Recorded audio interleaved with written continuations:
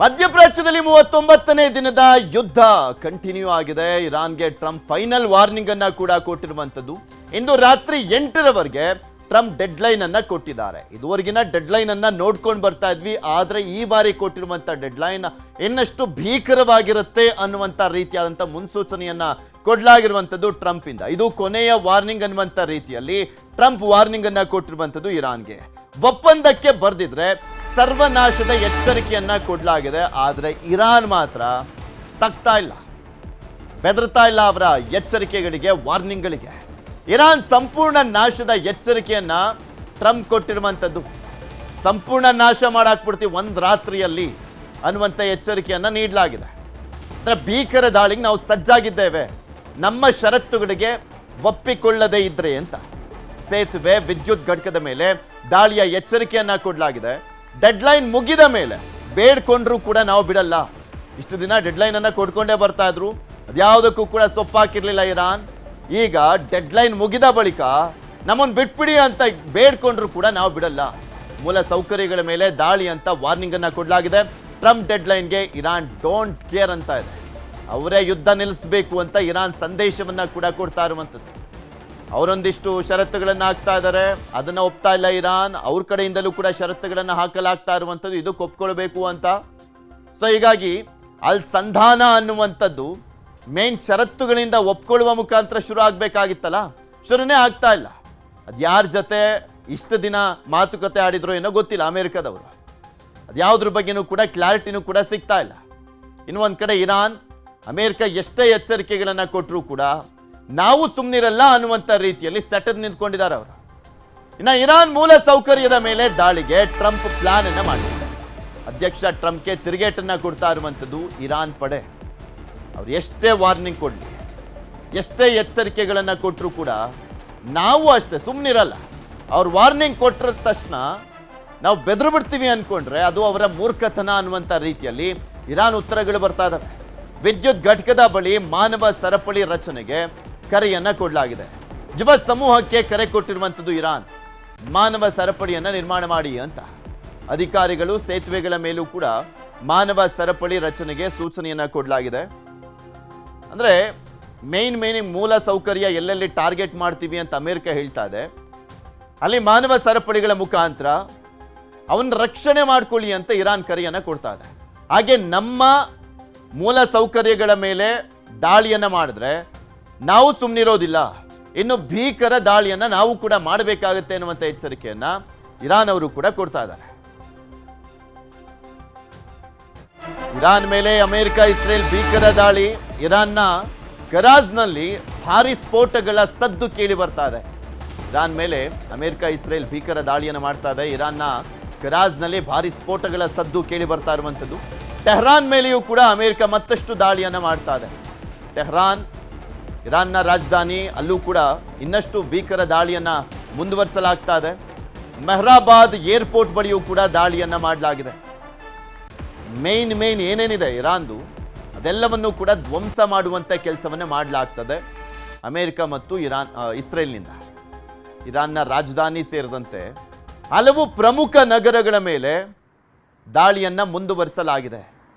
ಪ್ರಮುಖ ಕಟ್ಟಡಗಳು, ಪ್ರಮುಖ ಸೇತುವೆಗಳನ್ನು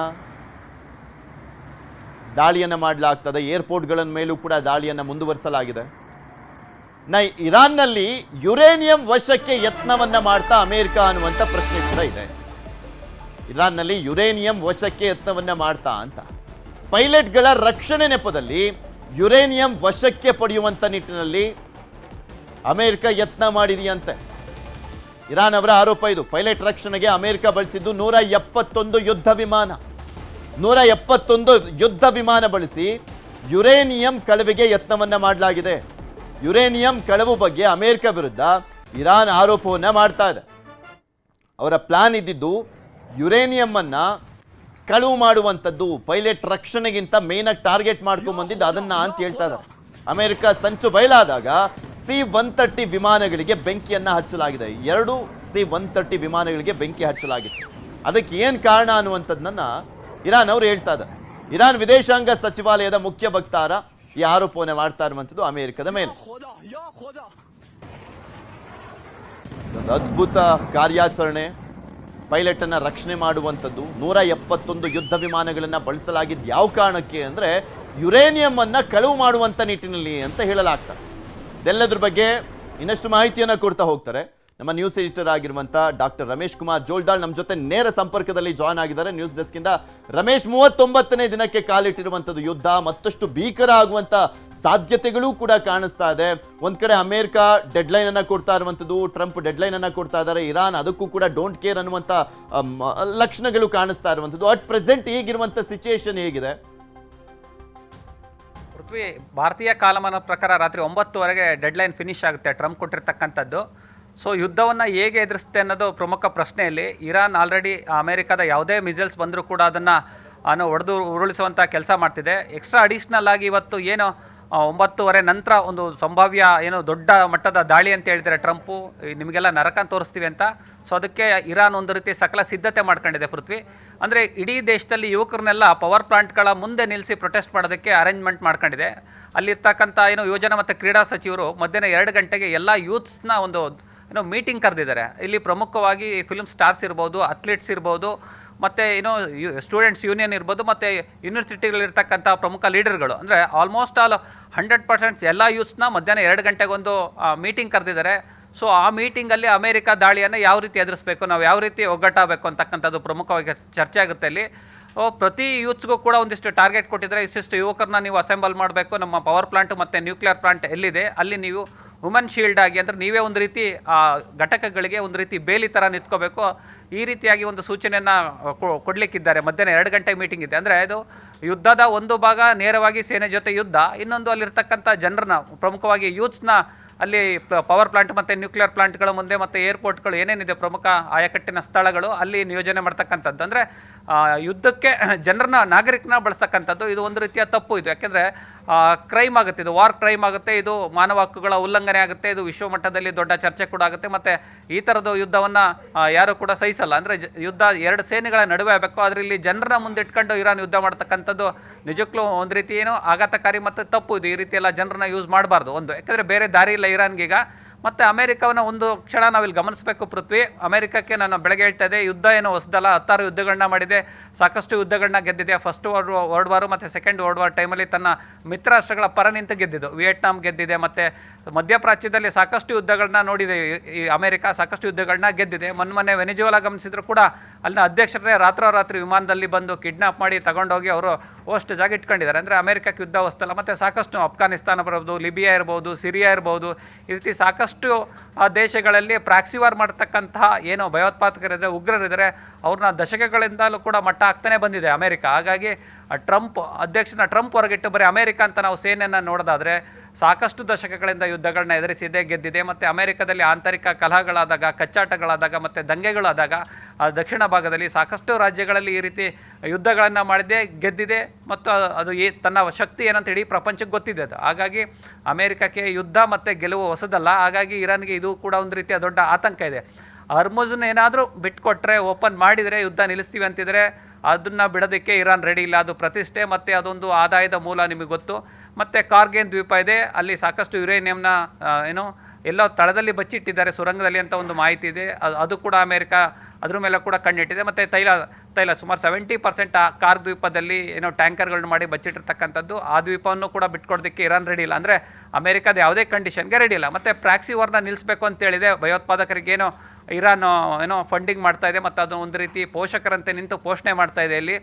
ಆ ವಿಚಾರದಲ್ಲೂ ಕೂಡ ಅಮೆರಿಕ ಹೇಳಿದೆ, ನೀವು ಪ್ರಾಕ್ಸಿ ವಾರ್ ಮಾಡ್ತಕ್ಕಂಥ ಹೌತಿ ಇರ್ಬೋದು, ಹೆಜ್ಬುಲ್ಲಾ ಇರ್ಬೋದು, ಈ ಥರದ ಸಂಘಟನೆಗಳಿಗೆ ನೀವು ಫಂಡಿಂಗ್ ಮಾಡೋದನ್ನ ನಿಲ್ಲಿಸಬೇಕು, ಅವರ ಪೋಷಣೆಯನ್ನು ನಿಲ್ಲಿಸಬೇಕು ಅಂತ. ಆದರೆ ಇರಾನ್ಗೆ ಒಂದು ರೀತಿ ಬಲನೇ ಈ ಉಗ್ರರು. ಹಾಗಾಗಿ ಈ 3 ಸಂಘಟನೆಗಳ ಜೊತೆ ವಿರೋಧ ಕಟ್ಕೊಳ್ಳೋದಕ್ಕೆ ಇರಾನ್ ಯಾವತ್ತೂ ಕೂಡ ತಯಾರಿಲ್ಲ. ಹಾಗಾಗಿ ಮತ್ತು ಇಸ್ರೇಲ್ ಏನು ಪ್ಲಾನ್ ಮಾಡಿದೆ ಅಂತ ನೋಡೋದಾದರೆ ಪೃಥ್ವಿಯಲ್ಲಿ, ಇರಾನ್ ಬಳಿ ಏನಾದರೂ ನ್ಯೂಕ್ಲಿಯರ್ ಏನಾದರೂ ಉಳ್ಕೊಂಡ್ರೆ ಅಕ್ಕಪಕ್ಕದ ದೇಶಗಳಿಗೆ ಯಾವತ್ತಿದ್ರೂ ಅದು ಗಂಡಾಂತರನೇ. ಈ ಕಾರಣಕ್ಕಾಗಿ ಅದು ಇಸ್ರೇಲ್ ಒತ್ತಡ ಇರ್ತಕ್ಕಂಥದ್ದು. ಇರಾನ್ ತನ್ನ ಬಳಿ ಇರ್ತಕ್ಕಂಥ ಯುರೇನಿಯಂನ ಸರೆಂಡರ್ ಮಾಡಬೇಕು, 60% ಅದನ್ನು ಸರೆಂಡರ್ ಮಾಡಿದರೆ ನಮಗೆ ಯುದ್ಧದ ಭೀತಿ ಇರಲ್ಲ ಅಂತ ಒಂದು. ಆಮೇಲೆ ಇನ್ನೊಂದು, ಭವಿಷ್ಯದಲ್ಲಿ ಯಾವತ್ತೂ ಕೂಡ ಯುದ್ಧ ಮಾಡಬಾರ್ದು ಮತ್ತದು ಅಂತಕ್ಕಂಥದ್ದು, ಅದು ಒಂದು ಕಂಡೀಷನ್ ಹಾಕಿದೆ. ಹೀಗಾಗಿ ಇಸ್ರೇಲ್ ಕೂಡ ಒತ್ತಡ ಇರ್ತಿದೆ, ಯುರೇನಿಯಂನ ಫಸ್ಟ್ ಖಾಲಿ ಮಾಡಿಸ್ಬೇಕು ಇರಾನ್ ಬಳಿ ಅಂತಕ್ಕಂಥದ್ದು. ಹೀಗಾಗಿ ಅಮೆರಿಕದ ಒತ್ತಡ ಏನಿದೆ, ಆ ಒತ್ತಡ ಎಷ್ಟರ ಮಟ್ಟಿಗೆ ಸಕ್ಸಸ್ ಆಗುತ್ತೆ ಗೊತ್ತಿಲ್ಲ. ಈ ಸಂಜೆ ರಾತ್ರಿ 9:30 ತನಕ ಟೈಮ್ ಇದೆ. ಇಲ್ಲಿ ಟರ್ಕಿ ಮತ್ತು ಈಜಿಪ್ಟು, ಪಾಕಿಸ್ತಾನ 3 ರಾಷ್ಟ್ರಗಳು ಏನು ಇಲ್ಲಿ ಮೀಡಿಯೇಟರ್ ಆಗಿ ಕೆಲಸ ಮಾಡ್ತಿದ್ದಾವೆ. 9:30 ಒಳಗೆ ಏನೋ ಸಂಧಾನ ಆಗುತ್ತೆ, 45 ದಿನ ಕದನ ವಿರಾಮ ಘೋಷಣೆ ಮಾಡ್ತಾರೆ. ಮೋಸ್ಟ್ಲಿ ಇರಾನ್ ಒಪ್ಪುತ್ತೆ ಅಂತಿದ್ದಾರೆ, ಆದರೆ ಒಪ್ಪೋ ಲಕ್ಷಣಗಳು ಯಾವುದೇ ಕಾರಣಕ್ಕೂ ಇಲ್ಲ. ಯಾಕೆಂದರೆ ಅವರು ಮಧ್ಯಾಹ್ನ 2 ಗಂಟೆಗೆ ಇಡೀ ದೇಶದಲ್ಲಿರ್ತಕ್ಕಂಥ ಯೂತ್ಸ್ಗೆಲ್ಲ ಒಂದು ಏನೋ ಮೀಟಿಂಗ್ ಕರೆದಿದ್ದಾರೆ. ಅಂದರೆ ಯುದ್ಧಕ್ಕೆ ಆಲ್ಮೋಸ್ಟ್ ಆಲ್ ರೆಡಿಯಾಗಿದೆ, ಸಂಧಾನ ಆಗುವಂಥ ಯಾವುದೇ ಚಾನ್ಸ್ ಇಲ್ಲ. ಪೃಥ್ವಿ, ಓಕೆ, ಧನ್ಯವಾದ ರಮೇಶ್ ನಿಮ್ಮೆಲ್ಲ ಮಾಹಿತಿಗಾಗಿ. ಇನ್ನು ಯುದ್ಧ ನಡೀತಾ ಇದೆ. ಈ ಯುದ್ಧ ನಡೀತಾ ಇರುವಂತಹ ಸಂದರ್ಭದಲ್ಲಿ ದೊಡ್ಡ ಮಟ್ಟದಲ್ಲಿ ಎಲ್ರಿಗೂ ತೊಂದರೆ ಆಗಿರುವಂಥದ್ದು, ಅದರಲ್ಲೂ ಸ್ಪೆಷಲಿ ಆಟೋ ಚಾಲಕರು ಸಂಕಷ್ಟವನ್ನ ಅನುಭವಿಸ್ತಾ ಇದ್ದಾರೆ. ಬಿಕಾಸ್ LPG ಗ್ಯಾಸ್ ಸಿಗ್ತಾ ಇಲ್ಲ ಅವರಿಗೆ. ಬೆಂಗಳೂರಿನಲ್ಲಿ LPGಗಾಗಿ ಪರದಾಟವನ್ನ ಮಾಡ್ತಾ ಇದ್ದಾರೆ ಆಟೋ ಚಾಲಕರು.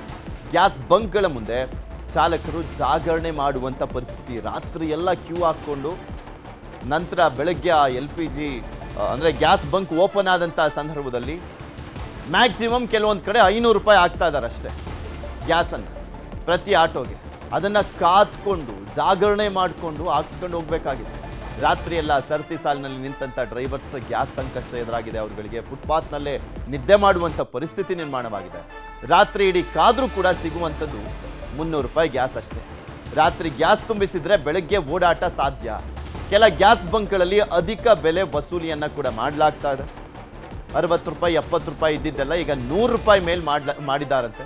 ಸುಲಿಗೆ ಮಾಡ್ತಾ ಇದ್ದಾರೆ ಅಂತ ಆಟೋ ಚಾಲಕರು ಆಕ್ರೋಶವನ್ನು ವ್ಯಕ್ತಪಡಿಸ್ತಾ ಇದ್ದಾರೆ. ಇಂದು ಆಹಾರ ಇಲಾಖೆ ಅಧಿಕಾರಿಗಳು ರೇಡ್ ಮಾಡುವಂಥ ಸಾಧ್ಯತೆ ಇದೆ. ಯಾಕೆಂದರೆ ನಿನ್ನೆ ಆಹಾರ ಸಚಿವ ಮುನಿಯಪ್ಪ ಅವರ ನಿವಾಸದ ಮುಂದೆ ತಮ್ಮ ಅಳಲನ್ನು ತೋಡ್ಕೊಂಡ್ರು ಅವರು. ಇಷ್ಟೆಲ್ಲ ಸಂಕಷ್ಟಗಳಿದ್ದಾವೆ, ದಯವಿಟ್ಟು ನೆರವಿಗೆ ಬನ್ನಿ ಅಂತ ಕೇಳ್ಕೊಂಡ್ರು ಅವರು. ಆಟೋ ಗ್ಯಾಸ್ಗೆ ಅಧಿಕ ಹಣ ವಸೂಲಿ ಮಾಡ್ತಿದ್ದಾರೆ ಅಂತ ನಿನ್ನೆ ಸಚಿವ ಮುನಿಯಪ್ಪಗೆ ಆಟೋ ಚಾಲಕರು ದೂರನ್ನು ಕೊಟ್ಟಿದ್ರು. ಗ್ಯಾಸ್ ಸಮಸ್ಯೆ ಬಗೆಹರಿಸುವಂತೆ ಮನವಿಯನ್ನು ಮಾಡಿಕೊಂಡಿದ್ರು. ಕೆಲ ಬಂಕ್ಗಳಲ್ಲಿ ಕೃತಕ ಅಭಾವವನ್ನು ಸೃಷ್ಟಿ ಮಾಡ್ತಾ ಇದ್ದಾರೆ. ಹಾಗಾಗಿ ಇಂದು ಬಂಕ್ಗಳ ಮೇಲೆ ಅಧಿಕಾರಿಗಳು ರೇಡ್ ಅನ್ನ ಮಾಡ್ತಾ ಇದ್ದಾರೆ.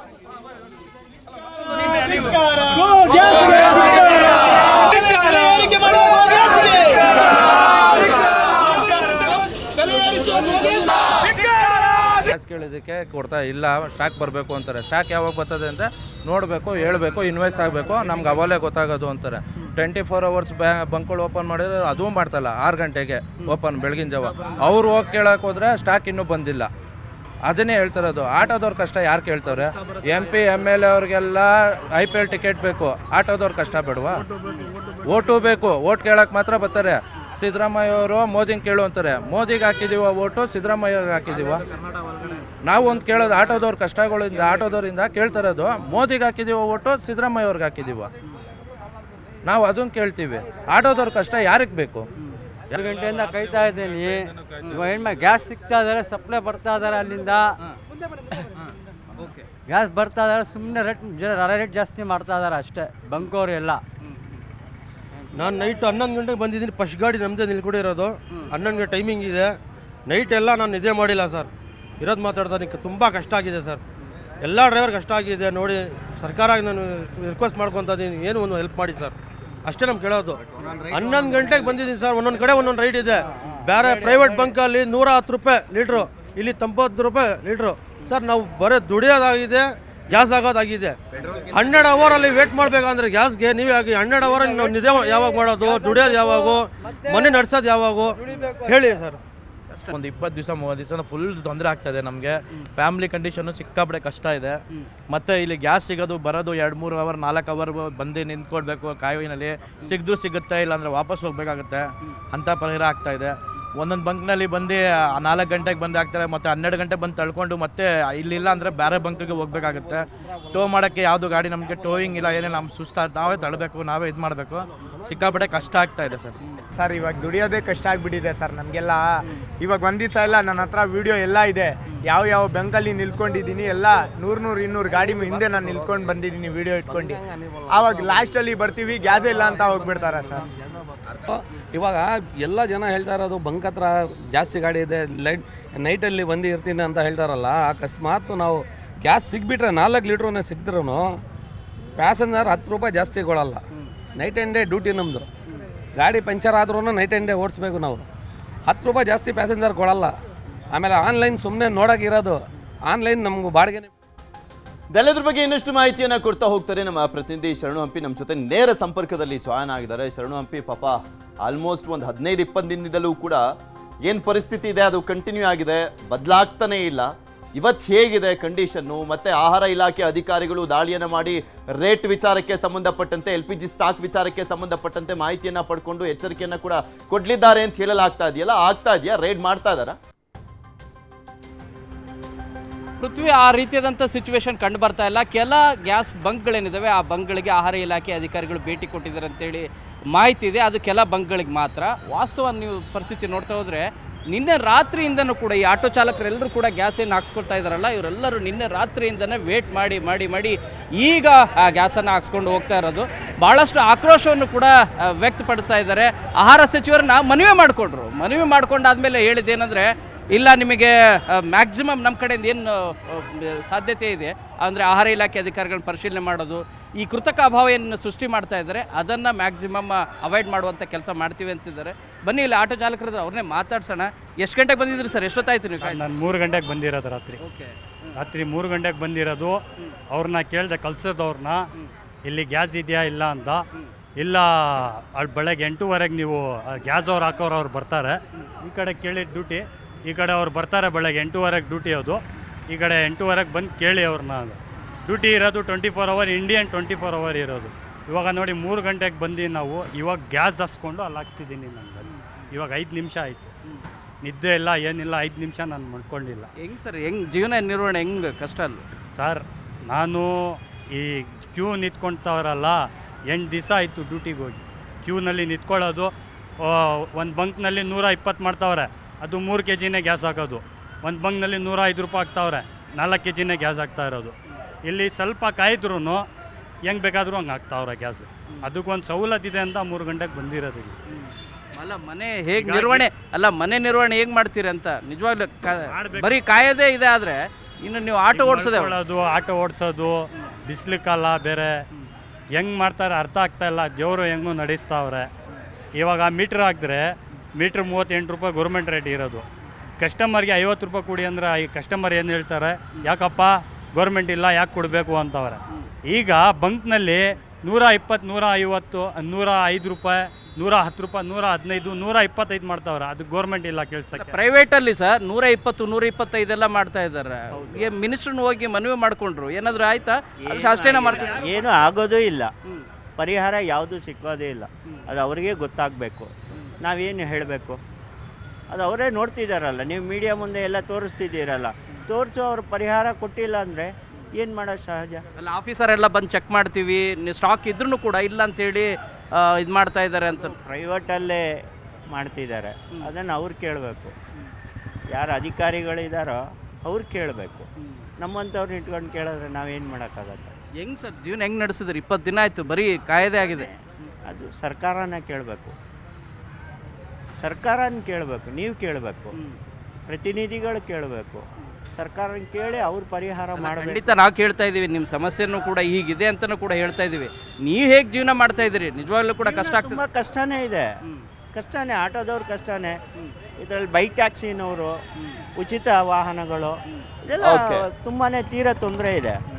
ಬೈಕ್ ಆಟೋ ಚಾಲಕರು ಕೂಡ ಇದ್ದಾರೆ. ಹೀಗೆ ಪ್ರತಿ ದಿನವೂ ಕೂಡ ಕಳೆದ 20 ದಿನದಿಂದನೂ ಕೂಡ ಇದೇ ರೀತಿಯಾದಂಥ ಸಮಸ್ಯೆ ಇದೆ. ಬರೀ ಕ್ಯೂವಲ್ಲೇ ನಿಂತು ಹಗಲು ರಾತ್ರಿ ಎಲ್ಲ ಕೂಡ ನಾವು ಬರೀ ಕ್ಯೂವಲ್ಲೇ ನಿಂತು ಗ್ಯಾಸ್ ಹಾಕ್ಸ್ಕೊಳ್ಳೋದಾದರೆ ಇನ್ನು ಆಟೋ ರನ್ ಮಾಡೋದು ಯಾವಾಗ? ಜೀವನ ನಿರ್ವಹಣೆ ಮಾಡೋದು ಯಾವಾಗ? ಪ್ರೈವೇಟ್ ಕಂಪನಿಗಳು ಮುಲಾಜಿಲ್ಲದೆ ಎಗ್ಗಿಲ್ಲದೆ 120, 125 per kg LPG ಗ್ಯಾಸ್ ಕೊಡ್ತಾ ಇದ್ದರೆ ಹೇಗೆ ನಾವು ಮಾಡೋದು? ಅದು ಕೂಡ ಸರಿಯಾಗಿ ಸಮರ್ಪಕವಾಗಿ ಕೊಡ್ತಾ ಇಲ್ಲ. ದಯಮಾಡಿ ಇದಕ್ಕೆ ಸಮಸ್ಯೆಗೆ ಬಗೆಹರಿಸಿ ಅಂಥೇಳಿ ಮನವಿಯನ್ನು ಮಾಡ್ಕೊಳ್ತಿದ್ದಾರೆ. ತಮ್ಮ ಆಕ್ರೋಶವನ್ನು ರಾಜ್ಯ ಸರ್ಕಾರ ಮತ್ತು ಕೇಂದ್ರ ಸರ್ಕಾರ ಎರಡೂ ಸರ್ಕಾರದ ವಿರುದ್ಧನೂ ಕೂಡ ಆಕ್ರೋಶ ವ್ಯಕ್ತಪಡಿಸ್ತಾ ಇದ್ದಾರೆ. ಓಕೆ, ಧನ್ಯವಾದ ಶರಣು ನಿಮ್ಮೆಲ್ಲ ಮಾಹಿತಿಗಾಗಿ. ಗದಗ ಬೆಟಗೇರಿಯಲ್ಲಿ ಆಟೋ ಚಾಲಕಿ ಕಣ್ಣೀರನ್ನ ಹಾಕಿದ್ದಾರೆ. ಅವಳಿ ನಗರದ ಮೊದಲ ಆಟೋ ಚಾಲಕಿಗೆ ಸಂಕಷ್ಟ ಎದುರಾಗಿದೆ. ಎಲ್ಲ ಆಟೋ ಚಾಲಕರಿಗೂ ಸಂಕಷ್ಟ ಎದುರಾಗಿದೆ, ಹಾಗೆ ಇವ್ರಿಗೂ ಕೂಡ ಅಷ್ಟೇ. 1 ವಾರದಿಂದ ಮನೆ ಮುಂದೆನೇ ನಿಂತಿದೆ ಆಟೋ. ಪತಿ ಸಾವನ್ನಪ್ಪಿದ ಮೇಲೆ ಆಟೋ ಓಡಿಸ್ತಾ ಇರುವಂಥದ್ದು ರೇಖಾ ಅವರು. ತನ್ನ ಗಂಡ ಸಾವನ್ನಪ್ಪಿದ ಮೇಲೆ ಅವರೇ ಆಟೋವನ್ನು ಓಡಿಸ್ತಾ ಇದ್ದಾರೆ. ಗ್ಯಾಸ್ ಸಿಗದೆ ಆಟೋ ನಿಲ್ಲಿಸಿರುವಂಥದ್ದು ರೇಖಾ ಹಲ್ಲೂರ. ಜೀವನ ನಡೀತಾ ಇಲ್ಲ, ತಾಯಿಗೆ ಆಸ್ಪತ್ರೆಗೆ ಹಣವಿಲ್ಲ, ಊಟಕ್ಕೂ ಪರದಾಟವನ್ನ ಮಾಡ್ತಾ ಇರುವಂಥದ್ದು ಈ ಕುಟುಂಬ. ಮಧ್ಯಪ್ರಾಚ್ಯ ಯುದ್ಧದಿಂದ ಬದುಕೇ ಬರ್ಬಾದಾಗಿದೆ. ಸರ್ಕಾರ ನೆರವಿಗೆ ಬರಬೇಕು ಅಂತ ರೇಖಾ ಅವರು ಮನವಿಯನ್ನ ಮಾಡಿಕೊಂಡಿದ್ದಾರೆ. LPG ಪೂರೈಸಲಿಕ್ಕೆ ಕ್ರಮಕ್ಕೆ ಆಟೋ ಚಾಲಕಿ ಆಗ್ರಹಿಸಿದ್ದಾರೆ. ತಮ್ಮ ಸಂಕಷ್ಟವನ್ನ ಹೇಳಿಕೊಂಡಿದ್ದಾರೆ. ಒಬ್ಬೊಬ್ಬರದ್ದು ಒಂದೊಂದು ರೀತಿಯಾದಂಥ ಸಂಕಷ್ಟ. ಅದರಲ್ಲೂ ಈ ಮಹಿಳಾ ಆಟೋ ಚಾಲಕಿಗೂ ಕೂಡ ಅಷ್ಟೇ ಸಾಕಷ್ಟು ಸಮಸ್ಯೆಗಳಿದ್ದಾವೆ. ಸರ ಗ್ಯಾಸಿಂದು ಭಾಳ ಪ್ರಾಬ್ಲಮ್ ಆಗಿದೆ ಸರ್. ಮೊದ್ಲಕ ಅವಾಗ 400 ರೂಪಾಯಿ ನಾವು 300 ರೂಪಾಯಿದು ಗ್ಯಾಸ್ ಹಾಕಿಸ್ಕೊಂತೀವಿ ಅಂದ್ರೆ ಒಂದು 500-600 ರೂಪಾಯಿ ಉಳಿತಿತ್ತು ಸರ್ ನಮ್ಮ ಮನೆ ಖರ್ಚಿಗಾರ. ಇವಾಗ ಅದೂ ಇಲ್ಲ ಸರ್. ಇವಾಗ ಯಾಕಂತಂದ್ರೆ ಗ್ಯಾಸಿನ ರೇಟ್ ಜಾಸ್ತಿ ಆಗಿದೆ ಸರ್. 80 ಇದ್ದಿದ್ದು 100 ಮಾಡ್ರಿ ಸರ್, 100 ಇದ್ದಿದ್ದು 120 ರೂಪಾಯಿ ಆಗಿತ್ತು ಸರ್ ಗ್ಯಾಸ್. ಆಮ್ಯಾಕೆ ಗ್ಯಾಸ್ ಹಾಕಿಸ್ಕೊಂತಂದ್ರೂ ನಾವು ದುಡಿಬೇಕಂತಂತ ಹೋದ್ರೂ ಗ್ಯಾಸಿನ ರೊಕ್ಕ ಅಷ್ಟು ದುಡಿವಲ್ರಿ ಸರ್. ನಾವು ಗ್ಯಾಸಿನ ರೊಕ್ಕ ತೆಗಿಯೋಕ್ಕೂ ಆಗಲ್ರಿ ಸರ್. ಬೆಳಗ್ಗೆ ನಾವು 7 ಗಂಟೆಗೆ ನಾವು ಮನೆ ಬಿಟ್ಟಿವಿ ಅಂದ್ರೆ ಸಾಯಂಕಾಲ 6-7 ಗಂಟೆ ಮಟ್ಟ ಒಂದು 500-600 ರೂಪಾಯಿ ದುಡಿಯೋಕೆ ಭಾಳ ಕಷ್ಟ ಆಗಿತ್ತು ಸರ್ ನಮಗೆ. ಯಾಕಂದ್ರೆ ಹೊರಗಡೆ ಬಸ್ ಫ್ರೀ ಆಗಿದೆ ಸರ್, ಯಾರು ಪ್ಯಾಸೆಂಜರ್ ಹತ್ತಕ್ಕವಲ್ಲ ಅಂತಾರೆ ಸರ್. ಹಂಗಾಗಿ ಭಾಳ ತ್ರಾಸಾಗಿತ್ತು ಸರ್. ಎಲ್ಲ ಮನೆ ಜವಾಬ್ದಾರಿ, ನನ್ನ ಕುಟುಂಬ ಜವಾಬ್ದಾರಿ ಎಲ್ಲ ನಾನು ನಿಭಾಯಿಸ್ಕೊಂಡು ಹೋಗ್ಬೇಕಾಗಿತ್ತು ಸರ್. ಆಮೇಲೆ ಗಾಡಿಗಂತೂ ತಿಂಗಳ 7,000 ಮಂತ್ಲಿ ಹಾಕ್ಬೇಕ್ರಿ ಸರ್ ನಾನು. ಆಮೇಲೆ ಡೈಲಿ ಮತ್ತು ಫೈನಾನ್ಸ್ ಕಟ್ಬೇಕ್ರಿ ಸರ್. ಹೊರಗಡೆ ಫೈನಾನ್ಸ್ ಇದ್ದಾರೆ ಸರ್, ಡೈಲಿ 500 ರೂಪಾಯಿ ಫೈನಾನ್ಸ್ ಕಟ್ಬೇಕ್ರಿ ಸರ್. ಆಮೇಲೆ ಅದು ಡೈಲಿ ಫೈನಾನ್ಸ್ ಹೆಂಗೆ ಕಟ್ಟೋದು, ಮನೆ ಹೆಂಗೆ ಖರ್ಚು ತೆಗಿಬೇಕು, ಗ್ಯಾಸಿಂದ ಹೆಂಗೆ ತೆಗಿಬೇಕು, ಭಾಳ ಅಂದ್ರೆ ಭಾಳ ತ್ರಾಸಾಗಿತ್ತು. ಸಿಎಂಗೆ ಪ್ರತಿಷ್ಠೆ, ಬಿವೈವಿಗೆ ಸವಾಲು. ಅಗ್ನಿ ಪರೀಕ್ಷೆ ಗೆಲ್ಲೋದ್ಯಾರು? 2 ಕ್ಷೇತ್ರ ಕೊನೆ ಹಂತದ ಪ್ರಚಾರ. ಮತ ಬೇಟೆಗೆ ಇಂದು ಡಿಕೆಶಿ ಎಂಟ್ರಿನ. ಬಿಜೆಪಿ ಕಾಂಗ್ರೆಸ್ ಗೆಲುವಿನ ತಂತ್ರ ಯಾರತ್ತ ಮತದಾರನ ಒಲವು? ಬೈ ಎಲೆಕ್ಷನ್ ಅಖಾಡ. News 18 big coverage.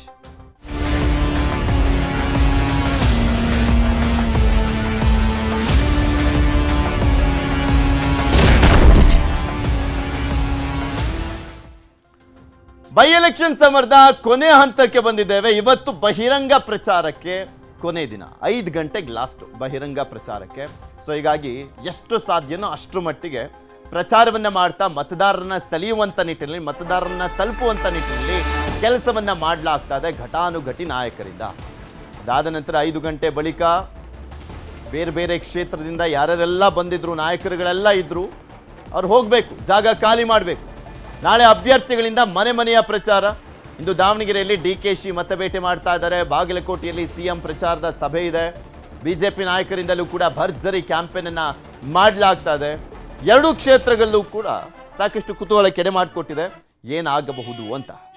ಯಾಕೆಂದ್ರೆ 2 ಕ್ಷೇತ್ರದ ಸದ್ಯದ ಮೇಲ್ನೋಟಕ್ಕೆ ಪ್ರಚಾರ ಎಲ್ಲವನ್ನು ನೋಡುವಂಥ ಸಂದರ್ಭದಲ್ಲಿ ಅಲ್ಲಿರುವಂಥ ಒಳಜಗಳಗಳು, ಮತದಾರರ ಅಸಮಾಧಾನ ಎಲ್ಲವನ್ನೂ ಗಮನಿಸಬೇಕಾದ್ರೆ ಏನಾಗಬಹುದು ಅನ್ನುವಂಥದ್ದನ್ನ ಗೆಸ್ ಮಾಡ್ಲಿಕ್ಕೆ ಆಗ್ತಾ ಇಲ್ಲ. ಆ ರೀತಿಯಾಗಿದೆ. ಮತದಾರನ ಮನದ ಗುಟ್ಟು ಏನು ಅನ್ನುವಂಥದ್ದು 9ನೇ ತಾರೀಕು ಆತ ಮತ ಚಲಾಯಿಸಿದ ಬಳಿಕ ಮೇ 4ನೇ ತಾರೀಕೆ ರಟ್ಟಾಗದು. ಎರಡು ಬಗ್ಗೆನೂ ಕೂಡ ಮತ್ತಷ್ಟು ಮಾಹಿತಿಯನ್ನು ಕೊಡ್ತಾ ಹೋಗ್ತಾರೆ ನಮ್ಮ ಪ್ರತಿನಿಧಿಗಳು. ನೇರ ಸಂಪರ್ಕದಲ್ಲಿ ಜಾಯ್ನ್ ಆಗಿದ್ದಾರೆ. ದಾವಣಗೆರೆಯಿಂದ ನಮ್ಮ ಪ್ರತಿನಿಧಿ ಸಂಜಯ್, ಹಾಗೆ ಬಾಗಲಕೋಟೆಯಿಂದ ನಮ್ಮ ಪ್ರತಿನಿಧಿ ಮಂಜುನಾಥ್. ದಾವಣಗೆರೆಗೆ ಫಸ್ಟ್ ಹೋಗೋಣ. ಸಂಜಯ್, ಸಹಜವಾಗಿ ಕುತೂಹಲ ಕೆಡೆ ಮಾಡಿಕೊಟ್ಟಿರುವಂಥದ್ದು, ಅದು ಅಲ್ಲದೆ ಇವತ್ತು ಕೊನೆಯ ಹಂತದ ಹಾಗೆ ಬಹಿರಂಗ ಪ್ರಚಾರ 5 ಗಂಟೆಗೆ ಅಂತ್ಯ ಆಗ್ತಾ ಇರುವಂಥದ್ದು. ಯಾವೆಲ್ಲ ನಾಯಕರು, ಯಾವೆಲ್ಲ ಪಕ್ಷದ ಪರವಾಗಿ ಇವತ್ತು ಭರ್ಜರಿ ಮತಬೇಟೆಯಲ್ಲಿ ತೊಡಗ್ತಾ ಇದ್ದಾರೆ ಅಂತ? ಎಸ್ ಪೃಥ್ವಿರಾಜ್, ಈಗಾಗಲೇ ಏನು CM ಇರ್ಬೋದು, DCM ಇರ್ಬೋದು, 3 ಬಾರಿ ಏನು ಈಗಾಗಲೇ ದಾವಣಗೆರೆ ದಕ್ಷಿಣಕ್ಕೆ ಒಂದು ಭೇಟಿ ನೀಡಿ ಈಗಾಗಲೇ ಮತಬೇಟೆಯನ್ನು ಮಾಡಿರುವಂಥದ್ದು. ಅದರಲ್ಲೂ ಕೂಡ CM ಸಿದ್ದರಾಮಯ್ಯನವರು ಕೂಡ ನಿನ್ನೆ ಕೂಡ ಒಂದು ಬೃಹತ್ ಸಭೆಯನ್ನು ಮಾಡಿ ಈಗಾಗಲೇ ಅಲ್ಪಸಂಖ್ಯಾತರನ್ನ ಸೆಳೆಯುವಂತಹ ಎಲ್ಲ ಕಸರತ್ತನ್ನು ಮಾಡಿ ಹೋಗಿರೋದು. ಅದು ಕೂಡ ಇವತ್ತು ಏನು DK ಶಿವಕುಮಾರ್ ಅವರು ಏನು ಇವತ್ತು 12 ಗಂಟೆಗೆ ದಾವಣಗೆರೆಗೆ ಆಗಮಿಸಿ ಒಂದು ರೋಡ್ ಶೋ ಮೂಲಕ ಮತಬೇಟೆಗೆ ಇಳಿಯಲಿದ್ದಾರೆ. ಅದಾದ ಬಳಿಕ ಏನು ಸಂಜೆ ಒಂದು 3 ಗಂಟೆ ಸುಮಾರಿಗೆ ಒಂದು ಬೃಹತ್ ತೆರೆದ ಒಂದು ಗ್ರೌಂಡ್ನಲ್ಲಿ ಇವತ್ತು ಒಂದು ಸಭೆಯನ್ನು ಮಾಡಿ ಹೇಗಾದರೂ ಮಾಡಿ ಮತಗಳನ್ನು ಸೆಳೆಯಲಿಕ್ಕೆ ಎಲ್ಲ ರೀತಿಯ ಪ್ಲಾನ್ಗಳನ್ನು ಮಾಡಿದೆ. ಯಾಕಂದರೆ ಈಗಾಗಲೇ ಒಂದು ಕಡೆ ಕಾಂಗ್ರೆಸ್ಗೆ ನೋಡೋದಾದರೆ ಸಚಿವ ಜಮೀರ್ ಅಹಮದ್ ಅವ್ರ ಕಡೆ ಒಂದು ತೆಲ್ಲವಾಗಿತ್ತು. ಹಾಗಾಗಿ ಎಲ್ಲೂ ಜಮೀರ್ ಅಹಮದ್ ಅವ್ರು ಕಾಣಿಸ್ಕೊಂಡಿಲ್ಲ ಅಂತೇಳಿ ಮೊನ್ನೆ ತಾನೇ ಕಾಣಿಸ್ಕೊಂಡು ಏನು ಹಾಗೆ ಪ್ರೆಸ್ ಮೀಟನ್ನು ಮಾಡಿ ಅವರು ವಾಪಸ್ ತೆಳಿರುವಂಥದ್ದು. ಈಗೆಲ್ಲ ಒಂದು ಕಡೆ ಪ್ರಚಾರಕ್ಕೆ ಬರ್ತಾರ ಅಂತ ಅವರ ಅಭಿಮಾನಿಗಳು ಸಾಕಷ್ಟು ಕಾದಿದ್ರು. ಆದರೆ ಎಲ್ಲೂ ಕೂಡ ಅವರು ಪ್ರಚಾರಕ್ಕೆ ಇಳಿದಲೆ ಪತ್ರಿಕಾಗೋಷ್ಠಿಗೆ ಮಾತ್ರ ಸೀಮಿತ ಆಗಿ ವಾಪಸ್ ತೆಳಿರುವಂಥದ್ದು. ಹಾಗಾಗಿ ಈಗ ಕಾಂಗ್ರೆಸ್ಗೆ ಒಂದು ದೊಡ್ಡ ತಲೆನೋವಾಗಿದೆ ದಾವಣಗೆರೆ ಕ್ಷೇತ್ರ ಅಂತಲೇ ಹೇಳ್ಬೋದು. ಹೀಗಾಗಿ ಏನು ಇವತ್ತು ಉಪಮುಖ್ಯಮಂತ್ರಿ DK ಶಿವಕುಮಾರ್ ಅವರು ಕೂಡ ಬಂದು ಹೇಗಾದರೂ ಮಾಡಿ ಏನು ಅಲ್ಪಸಂಖ್ಯಾತರಿರ್ಬೋದು, ಇನ್ನಿತರ ಎಲ್ಲ ಸಮುದಾಯದ ಒಂದು ಮತಗಳನ್ನು ಸೆಳೆಯೋಕ್ಕೋಸ್ಕರ ಇವತ್ತು ಆಗಮಿಸಿ ಒಂದು ಬೃಹತ್ ರೋಡ್ ಶೋ ಮಾಡ್ತಾರೆ. ಅದರಲ್ಲೂ ಕೂಡ ಇವತ್ತು ಅಲ್ಪಸಂಖ್ಯಾತರ ಹೆಚ್ಚಿರುವಂತಹ ಕ್ಷೇತ್ರಗಳಲ್ಲಿ ಒಂದು ರೋಡ್ ಶೋ ಅನ್ನ ಈಗ DK ಶಿವಕುಮಾರ್ ಅವರು ಹಮ್ಮಿಕೊಂಡಿರೋದು. ಇನ್ನಿತ ಬಿಜೆಪಿ ಕಡೆ ನೋಡೋದಾದ್ರೆ ಈಗಾಗಲೇ ಬಿಜೆಪಿ ಕೂಡ ನಿನ್ನೆ ಒಂದು ದೊಡ್ಡ ಬೃಹತ್ ರ್ಯಾಲಿಯನ್ನ ಮಾಡಿತ್ತು ವಿಜೇಂದ್ರ ಅವರ ನೇತೃತ್ವದಲ್ಲಿ. ಅವರು ಕೂಡ ನಿನ್ನೆನೇ ಕೂಡ ಎಲ್ಲ ಘಟಾನುಘಟಿ ನಾಯಕರು ಬಿಜೆಪಿ ಅವರು ವಾಪಸ್ ತೆರಳಿರುವಂಥದ್ದು. ಇವತ್ತು ಏನು ಅಂದರೆ ಛಲವಾದಿ ನಾರಾಯಣಸ್ವಾಮಿ ಮತ್ತು ಏನು ಇನ್ನಿತರ ಕೆಲ ನಾಯಕರುಗಳು ಮಾತ್ರ ಇಲ್ಲಿ ಉಳಿದಿರುವಂಥದ್ದು. ಈಗ ಅವರು ಬಿಜೆಪಿ ಅವರು ಕೂಡ ಇವತ್ತು ಪ್ರಚಾರವನ್ನು ನಡೆಸಿ ಸಂಜೆ ದಾವಣಗೆರೆಯಿಂದ ಎಲ್ಲರೂ ಕೂಡ ನಾಯಕರು ತೆರಳಿರ್ತಾರೆ. ಅಂದರೆ ಇವತ್ತು ಕೊನೆಯ ಒಂದು ಬಹಿರಂಗ ಪ್ರಚಾರ ಆಗಿರೋದ್ರಿಂದ ಎಲ್ಲರೂ ಕೂಡ ನಾಯಕರು ಕೂಡ ಇವತ್ತು ಅವರವರು ತಮ್ಮ ಊರಿಗೆ ವಾಪಸ್ ತೆರಳ್ತಾ ಇದ್ದಾರೆ. ಪೃಥ್ವಿರಾಜ್, ಬಾಗಲಕೋಟೆಗೆ ಹೋಗೋಣ. ಮಂಜು, ಇವತ್ತು ಬಾಗಲಕೋಟೆ ಹೈಲೈಟ್ಸ್ ಏನು? ಯಾರೆಲ್ಲ ಭರ್ಜರಿ ಪ್ರಚಾರದಲ್ಲಿ ಭಾಗಿಯಾಗ್ತಾ ಇದ್ದಾರೆ, ಸಿಎಂ ಸೇರಿದಂತೆ? ಪೃಥ್ವಿರಾಜ್, ಬಾಗಲಕೋಟೆ ಉಪಚುನಾವಣೆಯಲ್ಲಿ ಇವತ್ತು ಬಹಿರಂಗ ಪ್ರಚಾರಕ್ಕೆ ಕೊನೆ ಆಗಿರೋದ್ರಿಂದಾಗಿ ಸಾಯಂಕಾಲ 5 ಗಂಟೆ ಒಳಗಾಗಿ ಇವತ್ತು ಪ್ರಚಾರಗಳು ಅಂತ್ಯ ಆಗ್ತಾ ಇದ್ದಾವೆ. ಇದೇ ಹಿನ್ನೆಲೆಯಲ್ಲಿ ಇವತ್ತು ಸಿಎಂ ಸಿದ್ದರಾಮಯ್ಯನವರು ಅಂದ್ರೆ ನಿನ್ನೆ ಒಂದು ದಿನ ಮಾತ್ರ ಸಿಎಂ ಸಿದ್ದರಾಮಯ್ಯನವರ ಟಿಪಿ ಬಾಗಲಕೋಟೆಯಲ್ಲಿತ್ತು. ಆದರೆ ರಾತ್ರಿ ಏಕಾಏಕಿಯಾಗಿ ಇವತ್ತು ಕೂಡ ಅದನ್ನು ಎಕ್ಸ್ಟೆಂಡ್ ಮಾಡಿರುವಂತದ್ದು. ಇವತ್ತು 11:30 ಗಂಟೆಗೆ ಏನು ಒಂದು ಖಾಸಗಿ ರೆಸಾರ್ಟ್ನಲ್ಲಿ ಸಿಎಂ ಸಿದ್ದರಾಮಯ್ಯನವರು ವೀರಶೈವ ಲಿಂಗಾಯತ ಪಂಚಮಸಾಲಿ ಸಮುದಾಯದ ಮುಖಂಡರ ಒಂದು ಸಭೆಯನ್ನು ಕರೆದಿದ್ದಾರೆ ಅನ್ನುವಂಥ ಮಾಹಿತಿ. ಆದರೆ ಇದ್ರ ಬಗ್ಗೆ ಅಧಿಕೃತವಾಗಿ ಎಲ್ಲೂ ಕೂಡ ಅದನ್ನು ಹೇಳ್ಕೊಂಡಿಲ್ಲ. ಇದು ಒಂದ್ ಕಡೆ ಆದರೆ ಇನ್ನು ಕಾಂಗ್ರೆಸ್ನ ಅಭ್ಯರ್ಥಿ ಉಮೇಶ್ ಮೇಟಿ ಅವರ ಪರವಾಗಿ ಎಂಬಿ ಪಾಟೀಲ್ ಆಗಿರಬಹುದು, ಸಚಿವ ಶಿವಾನಂದ ಪಾಟೀಲ್ ಆಗಿರಬಹುದು, ಸತೀಶ್ ಜಾರಕಿಹೊಳಿ ಅವರಾಗಿರಬಹುದು, ಆರ್ ಬಿ ತಿಮ್ಮಪ್ಪ ಆಗಿರಬಹುದು, ಇಂತಹ ಅನೇಕ ಸಚಿವರ ದಂಡು ಮತ್ತು ಶಾಸಕರು, ಮಾಜಿ ಶಾಸಕರು ಇವತ್ತು ಸಾಯಂಕಾಲ 5 ಗಂಟೆವರೆಗೂ ಕೂಡ ಬಹಿರಂಗ ಪ್ರಚಾರ ಸಭೆಗಳಲ್ಲಿ ಭಾಗಿಯಾಗ್ತಾ ಇದ್ದಾರೆ. ಗ್ರಾಮೀಣ ಮತ್ತು ಬಾಗಲಕೋಟೆ ನಗರದಲ್ಲಿ ಪ್ರಚಾರಗಳನ್ನು ಮಾಡ್ತಾ ಇದ್ದಾರೆ. ಮತ್ತೊಂದು ಕಡೆ ಬಿಜೆಪಿ ಅಭ್ಯರ್ಥಿ ವೀರಣ್ಣ ಚರಂತಿಮಠ್ ಪರವಾಗಿ ಕ್ಷೇತ್ರದಲ್ಲಿ ಬೀಡುಬಿಟ್ಟಿರುವಂತಹ ಗೋವಿಂದ ಕಾರಜೋಳ ಆಗಿರಬಹುದು, ಮಾಜಿ ಸಚಿವ ಬಿ ಶ್ರೀರಾಮ್ಲು, ಅದೇ ರೀತಿಯಾಗಿ ಇನ್ನೂ ಅನೇಕ ಮಾಜಿ ಸಚಿವರು, ಶಾಸಕರು ಕೂಡ ಇಲ್ಲಿ ಇರುವಂತದ್ದು. ಏನು ಕಳೆದ 7-8 ದಿನಗಳಿಂದ ಬೀಡುಬಿಟ್ಟಂತಹ ಶಾಸಕರು ಮಾತ್ರ ಇವತ್ತು ಇಲ್ಲಿ ಬಹಿರಂಗ ಪ್ರಚಾರದಲ್ಲಿ ಕಾಣಿಸಿಕೊಳ್ತಾ ಇದ್ದಾರೆ. ಸಂಜೆ 5 ಗಂಟೆ ವೇಳೆಗೆ ಪ್ರಚಾರ ಮುಕ್ತಾಯ ಆಗೋದ್ರಿಂದಾಗಿ ಏನು ಹೊರಗಿನಿಂದ ಬಂದಂತಹ ಏನು ಸಚಿವರಿದ್ದಾರೆ, ಮಾಜಿ ಸಚಿವರು ಮತ್ತು ಕಾರ್ಯಕರ್ತರೇನಿದ್ದಾರೆ, ಎಲ್ಲರೂ ಕೂಡ 5 ಗಂಟೆ ನಂತರ ಈ ಒಂದು ಕ್ಷೇತ್ರವನ್ನು ಬಿಟ್ಟು ಹೊರಗಡೆ ಹೋಗಬೇಕಾಗಿದೆ. ಅದಾದ ಬಳಿಕ ಏನು 2 ದಿನಗಳೇನು ಮತದಾನಕ್ಕೆ ಬಾಕಿ ಇದೆ, ಈ ಒಂದು 2 ದಿನಗಳಲ್ಲಿ ಕೊನೆಯ ಹಂತದ ಕಸರತ್ತು ನಡೆಯುವಂತದ್ದಿದೆ. ಪೃಥ್ವಿರಾಜ್, ಓಕೆ, ಧನ್ಯವಾದ ಮಂಜು. ಹಾಗೆ ಸಂಜಯ್, ನಿಮ್ಮೆಲ್ಲ ಸಂಪೂರ್ಣವಾದಂಥ ಮಾಹಿತಿಗಾಗಿ.